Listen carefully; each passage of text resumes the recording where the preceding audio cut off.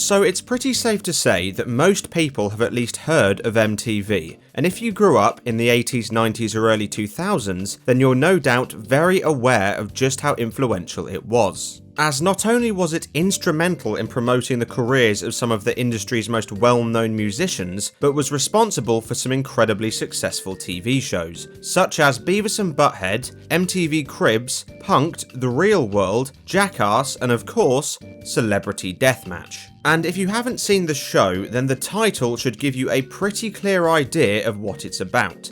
A bunch of celebrities fighting to the death in ridiculously violent, over-the-top stop-motion fights. And at its peak, Celebrity Deathmatch was one of MTV's most popular shows, along with the likes of Daria and Beavis and Butthead. And since both of them got tie-in video games, well, you can imagine what happened. Let me warm up on your sorry ass!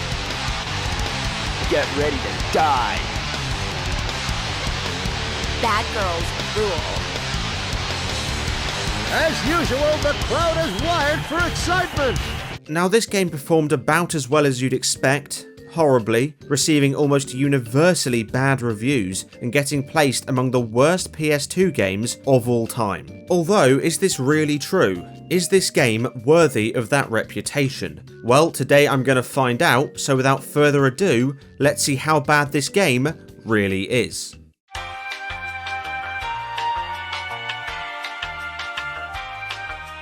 So the premise of this game definitely shouldn't need explaining, but in their defense, I'm surprised at how this actually somewhat feels like the show. Granted, it absolutely isn't perfect, and let's be honest, it's hardly the most complex premise in the world to adapt, but still, I have to give it credit for the fact it feels far more like its source material than basically everything else I've played. Anyway, in terms of gameplay, you have a grand total of 2 game modes. These consist of Versus mode, or in this case Deathmatch mode, which is your basic 1v1 standalone fight, and Episode mode, in which you must complete 6 episodes of the show. Each of these episodes consist of 3 fights with predetermined characters, and once you beat them all, you get sent straight back to the menu.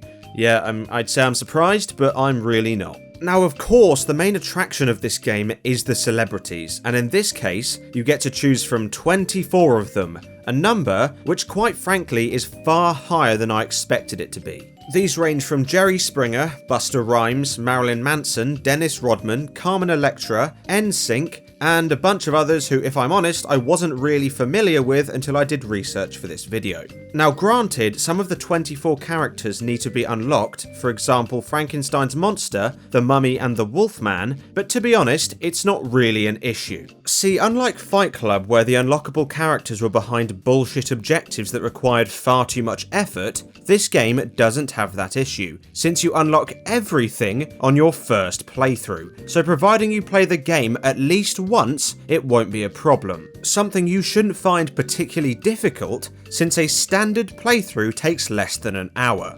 Anyway, moving on, when it comes to the actual combat, it's shockingly complex.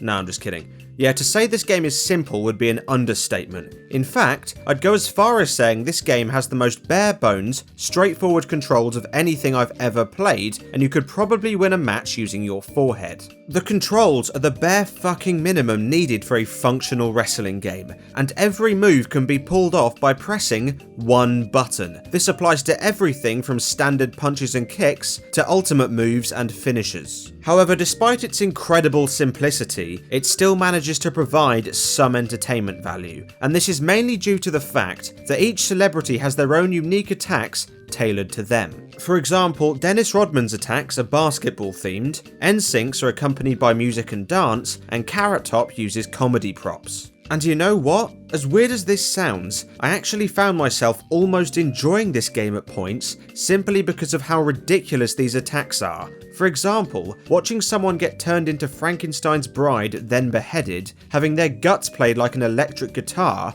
or having their ribcage ripped out and used like a xylophone is pretty entertaining.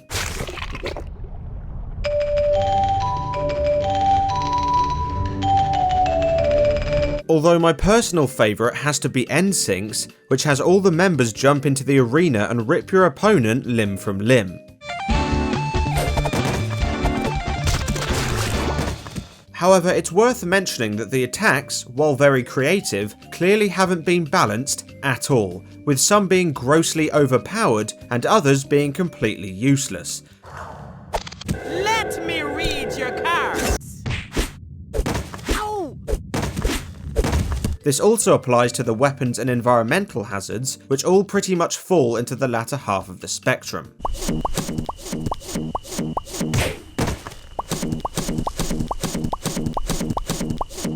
Although, to be honest, character balance really isn't the issue you'd think it would be, since the game has one massive problem, that being, it's completely devoid of any and all challenge. Like, this has to be one of the easiest games I've ever played, to the point where I'm fairly sure the difficulty slider is just there for show, because I put that thing on the highest setting and failed to see even the most menial difference. The most difficult it ever gets is when characters occasionally spam the same attack over and over, making it, at most, slightly frustrating. For example, when I got pissed on by the Wolfman 6 times in a row. But apart from that, you just mash buttons while the AI does literally nothing to defend itself, meaning most matches are over in less than a minute. And the only time I ever lost was when the game's questionable controls refused to let me finish someone off. See, once an opponent's health hits 0, you have to press the circle button to initiate your finisher. But since the circle button is also the kick button, half the fucking time,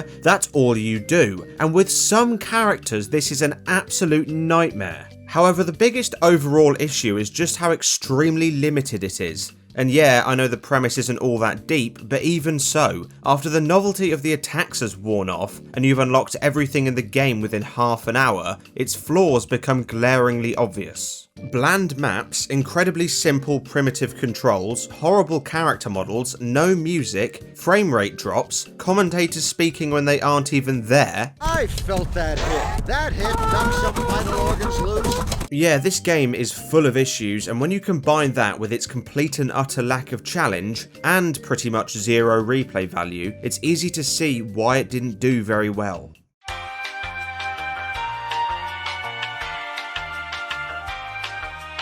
So that was Celebrity Deathmatch the game, and yeah, it's not great.